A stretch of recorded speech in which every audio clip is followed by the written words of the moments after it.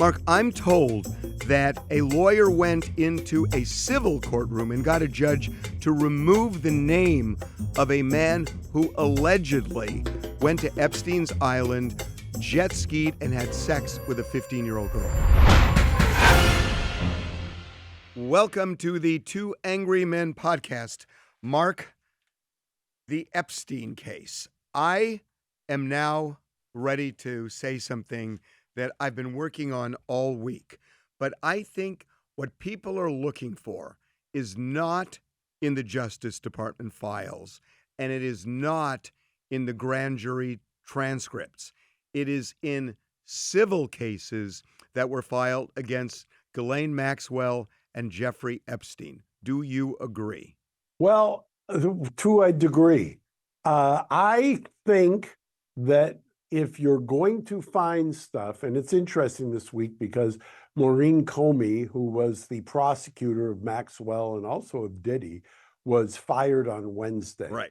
If you look at Radar Online, you know what Radar Online is? They're the faux TMZ competitor. I know you don't consider them a real competitor. I get it. Okay, just make your point. I won't go there. They sued on a what's called a Freedom of Information Act in the Southern District. Last year, June of 2024, there is a opinion written by a Southern District judge. There was a lot of litigation involved before that opinion was written, restricting what would be released about Epstein. And Harvey, you should link to that order because it's very interesting. I've looked at this. Okay, but what is the DOJ's involvement here? Guess what it is? Maureen Comey's declaration as to why things can't be revealed. That's in a civil FOIA action, along with a gentleman, I believe it's a gentleman named Seidel from the FBI. Right. If you read that 20-some-odd page order, opinion, whatever you want to call it, that gives you kind of a roadmap as to what's happening here. So why don't you summarize that, and then I want to tell you why I'm saying this about the civil cases. Well, because this is also that FOIA request is a civil case. What is being invoked in that FOIA request is the specter of criminal investigation, the specter of if Maxwell's case gets reversed, the specter, all of that criminal stuff that is so often they invoke in civil cases. And if you take a look at that, and then I'm going to guess where you're going to go. You do your talking about your civil matters. Well, let me just say that, we talked about this last week. I have two sources for sure, and possibly three, and I don't want to get into that, but definitely two, that have seen parts or all of the Justice Department file. There is no list of people that Jeffrey Epstein made. There is a file, and there are lots and lots and lots of names in it. And one of the names is Donald Trump. And Donald Trump is mentioned more than a few times, I am told. But I am told there's nothing untoward regarding Trump in that file. And as a matter of fact, that file, there is a lot less there. The way it was put to me, that it was, somebody said to me who has seen it, that if the whole thing gets released, it's going to be like Geraldo Rivera opening up Al Capone's vault. That's the way. For those who don't remember, you want to recount what that was. No, there was nothing inside. So that's what this person said. And, as for the grand jury testimony, it's very limited, and the lane is very narrow because it's about specific people and specific crimes. So it's very lasered in scope, and furthermore, the judge has redacted so much, or will redact so much, that it's not going to be particularly helpful.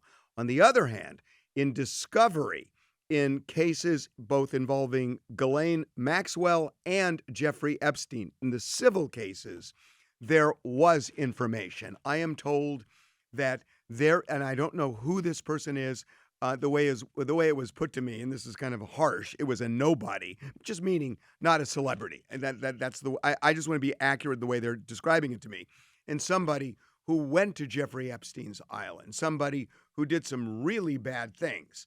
And the lawyer for this person went into the civil courtroom and convinced the judge that it shouldn't be released because it would be exposing the alleged victim. And the judge bought that and sealed it, and nobody has seen that since, except for somebody involved in the case. And I'm told there are two judges in particular who have sealed some information in civil cases which would, as it was put to me, be highly relevant to the public. So it seems to me there is something there, but I think it will be found not in the Justice Department file particularly, not in the grand jury transcript, but in the civil cases. So this is what I think that there's truth in both of these, because if you take a look at, and the reason I come back to the FOIA request, clearly the DOJ, and back then it was Maureen Comey, the erstwhile prosecutor, is filing a declaration. She's asserting all kinds of privileges and privacy rights, but also that if Maxwell's case is reversed, that they doesn't want to prejudice a jury going forward, which, by the way, is I think the way to solve this is give Maxwell immunity immediately and let her testify. Well, but by the way, I'm sorry for interrupting, but isn't it interesting that Ghislaine Maxwell is supposedly transporting people, which means there are presumably other perpetrators, but nobody's been prosecuted by her? Well, you have to wonder she was acquitted, I believe, on a couple of the counts, or the judge threw out a couple of the counts. She's got a couple remaining. If this is, if it is a hoax, if it is ginned up, and by the way, for whatever you want to say, 2024, when all of this was done, Donald Trump was not the president. So you could make that, I can see how he makes that argument that it wasn't on his watch. But if that's the case, the easiest way to solve this, number one, is go back on that FOIA request and free up all the stuff on the FOIA request. If you say, and you have this justification, and I sent you, Harvey, the footnote of the opinion, right, because I really thought it was a stretch to say, oh, we're worried about the fair trial if her case gets reversed. She's done a substantial amount of time, not an insignificant amount of time. If it's in the public interest, then why not commute her sentence and let her speak freely, or bring her in front of Congress and the Oversight Committee, let her speak freely? I think the reason why is, and by the way, if you're... Oh, no, finish Trump, the reason why. Finish your sentence. Okay, if you believe that there's nothing there and it's a hoax, and it may be the case, because that's always been what Maxwell says, then let her testify. Give her immunity, or one of the fashions, or queen for a day, whatever you want to do, the various iterations, and let her tell her story and cross-examine her, and then let her waive the right to a supposed fair trial if she gets her case reversed, which is at this point like hitting a bank shot. That to me will speak volumes. Then you've got, as you said, the other civil cases where it's just worried about people's money. Now, there's always been the invocation of who is a victim. You don't want to expose a victim. The problem is, as I understand it, you tell me if this is what you've heard, that anybody can assert I'm a victim, and that means they get redacted. There is no gatekeeper for that. I can give you an example. I mentioned the two civil cases where they did discovery, and a judge went in and got the judge to basically 86 his client's name. Be careful, because 8647 is why that's true. Comey's dad got in trouble. So, right. I can tell you more specifically what was alleged here. That this guy went to Jeffrey Epstein's island with one of the girls. They were jet skiing, had sex. Again, this is a guy nobody's heard of. The judge redacted his name. His lawyer went to the judge, had a hearing, and the lawyer persuaded the judge the woman who was accusing him should be protected, and this was I believe a 15-year-old girl.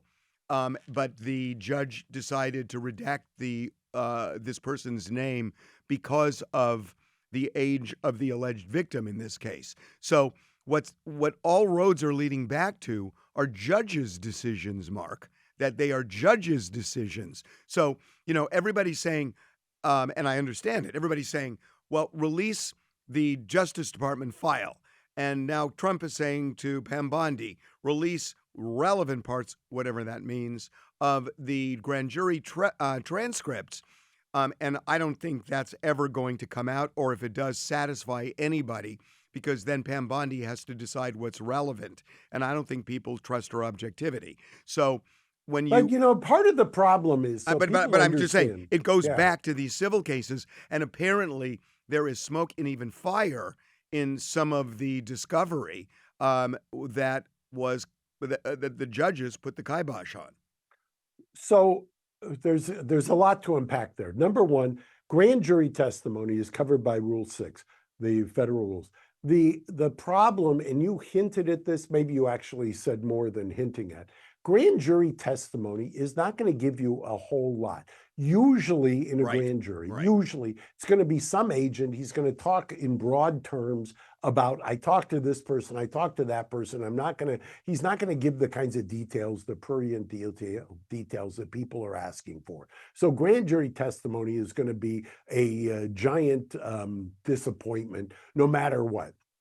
Number two, the reason I come back to this opinion from about a year ago is because there is a very detailed declaration, both from Maureen and from the FBI.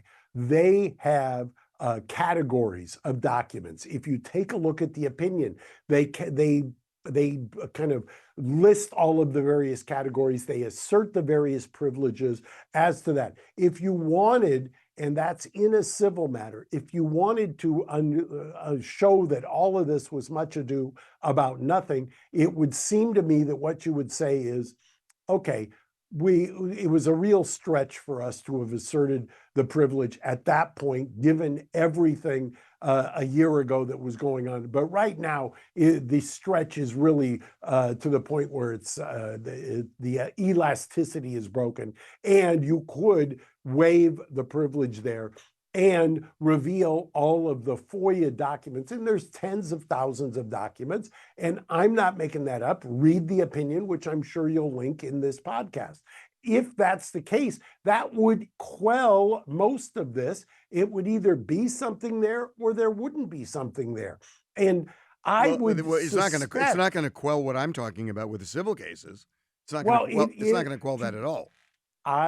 I think that, there is a symbiotic relationship. You saw it by the way, with Diddy. You saw that the civil case was driving the criminal case, same prosecutor. So why wouldn't it have been the same thing with Maxwell? And why wouldn't all of the civil cases have been driving the criminal case in that as well? And if that's the case, you don't think that the prosecutors are getting the civil files? Well, I think the prosecutors have all of the civil files. I am just told that the case that I mentioned to you about the man with the 15-year-old girl on Correct. Epstein's island who was jet skiing with her and had sex with her, allegedly, who got his name redacted out of that file because the lawyer convinced the judge to protect the alleged victim, that the U.S. attorney never saw it because it was eliminated from the file. This lawyer, what I'm told, went into court and made an argument, and the judge accepted it and redacted it already from the file. So based on what I know, the feds do not have that information as an example in their file. let me tell you that to me strains credibility. And the reason why is the only way that somebody logically could make the argument that you have to redact the name of the so-called perpetrator to cover the victim is if there was some filing somewhere on behalf of the Jane Doe victim I against the that. perpetrator. I understand that. And I know that is protocol. I am telling you, I have talked to somebody who was involved professionally in one of these cases. And the lawyer came in, and I cannot explain to you why it doesn't appear on a docket, or frankly, maybe it does, but it just doesn't. It's not like a smoking gun or with neon lights saying, look at me, but that somehow. I don't, that makes I've got zero sense. Remember, the civil cases are the ground zero of the civil cases is the Southern District of New York. That's where all of these cases are, and it's basically just a handful of judges. You've also got the prosecutor. That's right. Right? Yeah. And you've got the prosecutor right there, same courthouse, in front of the same judges.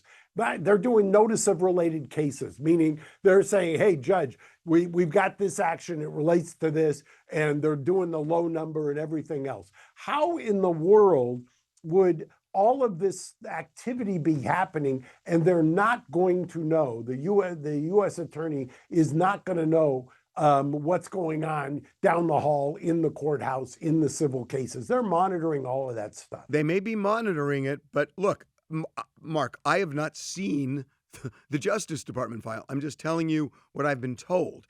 And what I'm told is, at least as it relates to famous people, and I have heard nothing from either person that there's anything about these private people in there. There may be, I don't know. But as to the famous people, what's out is already out, and you're not going to see much more from that file. That's simply what I'm being told. The only they keep coming back to these civil cases and saying that what was redacted is what people really want to see.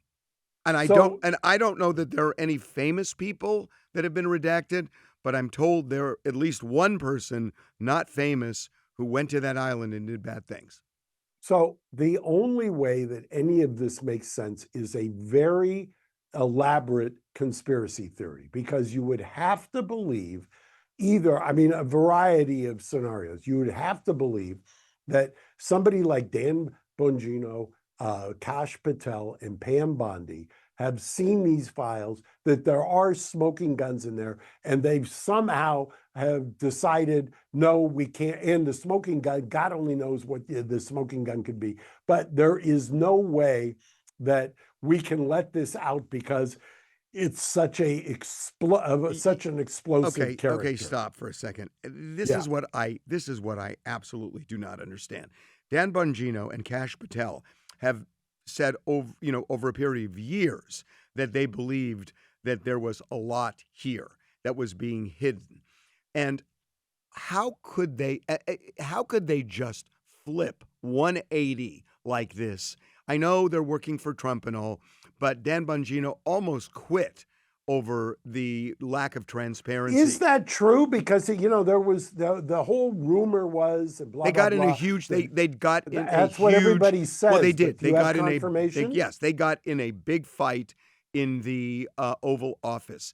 The nature of it is what's confusing me, because I don't think it's about Dan Bongino and Kash Patel and Pam Bondi all being on the same page when it comes to what's being released. What I was told was, at least as to Bongino, he didn't feel that enough was being released.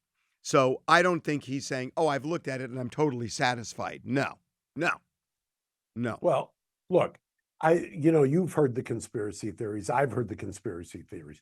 You debunked one of them. Conspiracy theory, by the way, makes it sound like it's flaky. I don't know this is flaky. Well, no, you're the one who said. I don't think this is flaky. You have debunked the idea, at least from your sources, from somebody who's seen the file, that there's some smoking gun about Donald Trump, correct? Correct, by two sources. Right. Yeah. So you're comfortable saying that's not what this is about. I'm saying I've talked to two credible people who say that it's not about anything Trump did. But I do think, and this is just pure speculation. I can't, I'm just thinking, why is Donald Trump acting this way? Why is he just, it's almost embarrassing to say, oh, the Epstein file is boring. Why are we still talking about Epstein? He's still talking about the 2020 election. So what do you mean? Why are we still talking about Epstein? It just doesn't make any sense. Why is he so determined not to let this out? Because remember, he didn't tell Pam Bondi, release the Justice Department file. He said, go to the grand jury transcript. So for some reason, he does not want this. The only thing I can think of is optics, that his name is in it a bunch, and just the name itself is going to create optical problems for him. And that's the only thing I can think of, and again, I trust the fact that I've cross-checked with two people that there's just nothing, there's no smoking gun in there with Trump. His name is there, but a lot of names are there. We mentioned last week, Fidel Castro's name is in there, I'm told. So it's not, he's among lots of company, but the only thing I can think of is he just hates the optics of this. And do you have any other theory? Well, there are other theories. Number one, in support of him is that it was apparently in real time a known fact that there was a falling out between the two of them over a real estate deal. Right. Wasn't over, so you can say whatever, but that was actually something that I think is supportive of him. However, you know what's going to happen. You've got the circumstances of Epstein's death. You've got the fact that Bill Barr was AG at the time, and Bill Barr's dad was the one who hired him at a prep school in New York. Exactly. You also have the fact that people, whether you like it or not, because there is the suspicious death, because there was a lot of to-do, and now it's a hoax. There's everybody who believes that he was a asset for foreign intelligence. I mean, that is a very, very prevalent theory, even among people who aren't wearing tinfoil hats. I've heard it. And, the other thing that I want to tell you what I've been doing today, because I've been spending a lot of time on this. So, I talked to somebody who interacted with Epstein. And this was more toward the 2005 period. And what they were saying was that, he was a weird guy. They always thought he was a weird guy, but apparently they thought he was brilliant when it came to money. And there were billionaires who were giving him power of attorney because they trusted him so much with their money. And so he did have that kind of pull over people. And and he was kind of a Svengali-like figure in that sense. And he also liked to hold things over people's head and brag about them and do all of those things. So Donald, but what did he like to hold over people's heads? I've not been able. Two people said to me that it was almost like he would blackmail them, and I don't know what that even means. That maybe they were exposed to things he did, and that was enough. I don't know. But the word was used more than once. And then they said, not really blackmail, but just holding over their head. So that's kind of the way it was put to me. So I don't know what people knew. They may not have participated, but I'm wondering what they knew, because I'm told by one person in particular today that this person said he was a weird guy. And that's all they would say. I'd like to get into this letter that Donald Trump allegedly wrote. Right. And so can you give the background? Yeah, and then I want to tell you what I did with this today. So Donald Trump, Jeffrey Epstein had a 50th birthday party in 2003. And apparently, as part of the birthday celebration, his friends would write letters or do something that they could put in a book. Sort of 50th birthday book. Memorabilia, kind of a party favor. So Donald Trump, according to the Wall Street Journal, he wrote a letter to Epstein, and the letter included a drawing of a nude woman with his signature over her private parts, and then wrote a really creepy, eerie, even suspicious, kind of fictitious, kind of back and forth between Epstein and Trump himself. Yeah, it said something about a secret or Yeah, a each day we hold a wonderful secret. So right. what is this secret? And when you read the whole thing, But wait, he has vehemently denied this. he says he never wrote it. He also says he never drew anything, which is not true, by the way. We found 9 drawings of Donald Trump. So yes, he's drawn, and that's not true. But did he draw it? Yeah, but he drew buildings. He wasn't drawing women that I'm aware of. Do you find silhouettes of mud flap girls drawn by him? Mark, he didn't draw the Mona Lisa. You don't have to draw. Okay. You don't have to be that sophisticated. I'm asking you. You do not have to be that. I didn't see what he drew, so I don't know. Okay. But here's the thing. I'm just going to tell you what I did today. So I was thinking that if he had all his. By the way, did you ever think you were going to spend your day trying to find out the doodles of Donald Trump? I even looked at the courtroom sketches in the E. Jean Carroll case to see if there were any pictures of him doodling, and I couldn't find it. But I do think he doodled during her testimony. So, he was doodling opposing counsel who was not his type, famously. Very good. Okay, so here's what I did today. I thought, if there is a book like that, and say there are, 50 people who put a letter in or put some memorabilia in, right? That they may have had a party and they may have taken the book and kind of put it on a pedestal. On a pedestal, right? Like where people can look at it, right? So then I thought maybe somebody who went to his birthday party saw this picture, which is a way of kind of validating this. And so, yeah, but who are you going to get to admit at this point? I'll tell you what I did. Given the radioactivity I know, of this. I know. Well, I actually got a couple of people on the phone. I got nobody who went to the birthday party, but it was not for lack of trying. Nobody who would admit going to the birthday party. But it was not for lack of trying. And I thought maybe, and I still think, and maybe I'm stupid to talk about this right now, but that was kind of what I was thinking, is that if you make a book like that, and he loves being around celebrities so much, he probably had a 50th birthday. And if everybody did that, they would probably bring that book to the party. And so somebody has seen that book. And if that letter is in there, it would have been obvious enough and would have stood out enough that somebody might have remembered it. I have not been able to find that yet.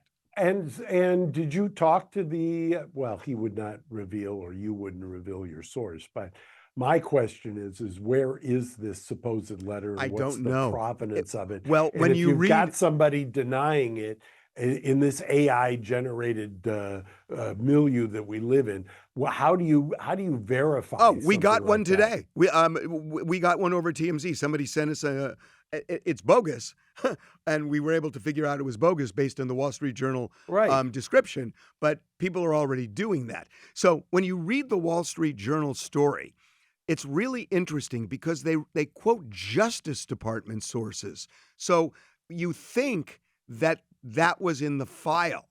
So look, I'm not saying everything I have here is ironclad, but I'm told it's not in the file. And so, not to defend him, but Justice Department sources could be a disgruntled Department of Justice lawyer who got fired. So, but how would or quit? Right, but how would that person, present or past, know about this if it were not in the file? This is what I don't understand. I have defended enough federal criminal cases to know when they do a search warrant or they do an arrest, and they did a very public arrest of Jeffrey Epstein. They knew he was flying from France. They met him on the tarmac, if memory serves, at Teterboro. They arrested him. If you don't think they had already executed search warrants everywhere and had documents and books and notes, then why wouldn't this be in the file? Then why wouldn't this be in the file?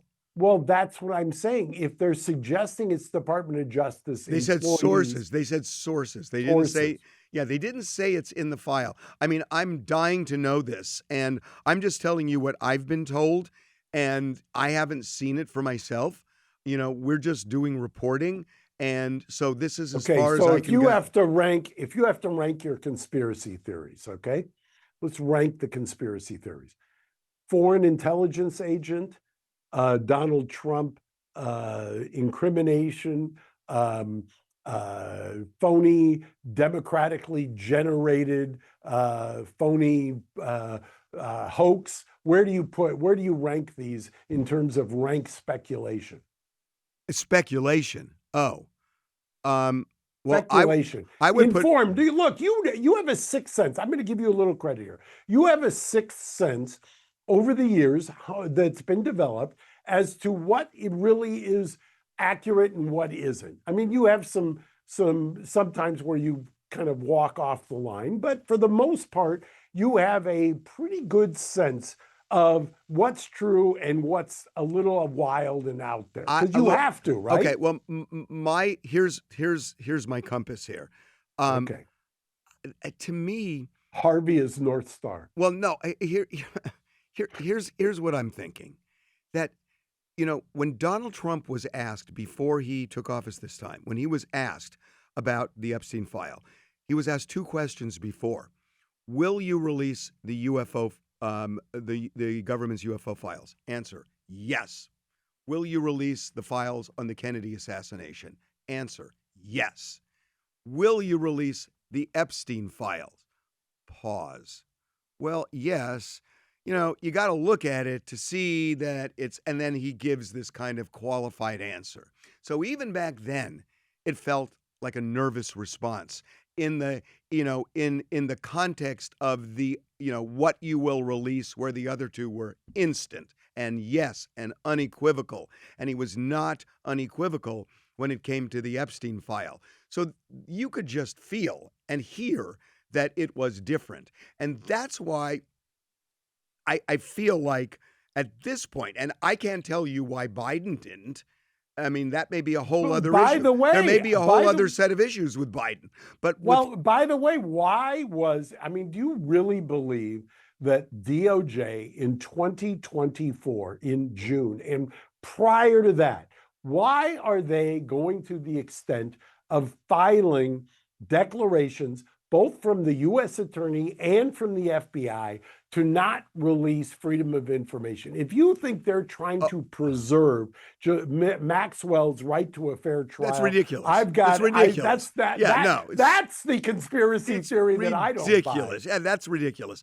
Look, there could be lots of people from different camps who don't want this release for all sorts of reasons that vary. And it could be Democrats on one side, Republicans on another, Biden on one side, Trump on another. But for whatever reason, there has been no transparency in this case. And it feels like there's some reason the Biden administration didn't do it, and there's some reason the Trump administration isn't doing it. And the two are not aligned. So Jeffrey Epstein's net was wide enough that it seemed to cover both administrations. And there may be vastly different reasons why each of them wanted to keep this secret. But I think there's not much of a question at this point that Donald Trump doesn't want this out. And I think Donald Trump does not care about the people around him as much as he cares about himself. And I think that it may just be optics, and that may be enough. And I think that's why this letter has just made him spin out of control, that, is threatening to sue Rupert Murdoch and Fox News and all of that. Yeah, but can you imagine Wall Street Journal. Can you imagine if the letter is phoney, how pissed you'd be if Of course. you're him?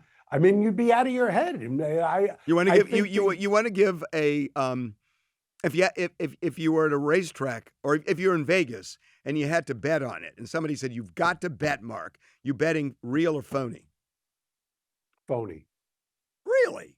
Yeah. There's something about it just doesn't resonate with me. I just, the whole, I mean, the way it was reported, and the whole thing does not ring of something that comes out of Donald Trump's creative stance. I mean, if you've read enough of his tweets, and which I have over the last 10 years, if you've seen enough of his interviews, if you've read, the art of the deal and things like that, nothing about that letter says, oh, there you go, that's a tell. You just said that just doesn't. You inadvertently just said something that I think is really important. If you look at what he's done over the last 10 years, I would agree with you. But this is not over the last 10 years. Look at Donald Trump in the early 2000s when he was, married or single, kind of a playboy, and hanging with Epstein and kind of cavorting around. So, yes, I agree with you in the last 10 years, but we're not talking 10 years ago. And you know what a difference 10 years can make if you go back another 10. But remember, there could be other motivations here. I hate to get into rank speculation, but I will rankly speculate. There are those who say Epstein had a prominent role in fixing him up with Melania. And that would have been what year? Oh, gosh. I want to say like 2005, 6, something like that. I think it was earlier. Maybe it was. That. What? It was earlier than that. I think it was earlier than that. Yeah. For all you know, there is something embarrassing at the inception of the fix-up that has nothing to do with the Epstein Island underage or wild secrets or this or that. Nobody's saying Epstein Island underage in this case. Right. Well, everybody's saying that and saying that it's a blackmail operation and that's how. No, I know, but we don't know if he did indeed write that. It doesn't necessarily mean Epstein's Island. Well, look, everybody, the natural leap everybody is making when I say natural is what's the exact term? Because I want to, in this letter, whether it's phony or not, there is a reference to, what do they call it? Wonderful secret or something like that? Wonderful secret. Yeah. So, isn't that just a little contrived? Doesn't that just not pass the kind of smell test, if you will? The way Donald Trump speaks, that rings kind of true. I'm not saying wonderful. It's a secret. Wonderful. If he had said it's a beautiful secret, I might be. No. You see, you're looking at the big, beautiful bill, dude. I could hear Donald Trump saying something like that or writing something. Our wonderful secret. I know. Okay. So anyway, that's what I've been doing today. I've been on the hunt. I haven't come up. Are we going to do a midweek if you actually find somebody who's going to? Because I haven't yet. You're on the hunt. I've talked to people. You're right. Nobody has said, "Oh, I didn't go to any party." Exactly. At this point, who's going to raise their hand and say, "Yeah, I was there. It was great." Boy, I'll tell you. It reminds me, the people who are going to say that are like people who are going to say, "I was at a Diddy party." I was just going to say that. I was just going to say that. Okay. The way to solve this problem is commute Maxwell's sentence and let her talk. She is the one. She is the one. And by the way, if I'm Donald Trump, I would do that. You know why? Because she's maintained all along that this is all much ado about nothing and that there's nothing there. So what are you afraid of if commuter sentence, let her do it. Let her talk. That would be, at first I thought he could never dare do that. But if he said, look, in the interest of justice, I'm going to commute the sentence of the person who knows everything, and he does that, it would be interesting because the public, even though they may not want her to get out, they would want her to get out for that purpose. Oh, that's really interesting. Her talking overrides all retribution, in my humble opinion. Okay, well, I think you figured it out. We'll see you around. Okay. Bye. Thanks, Harvey.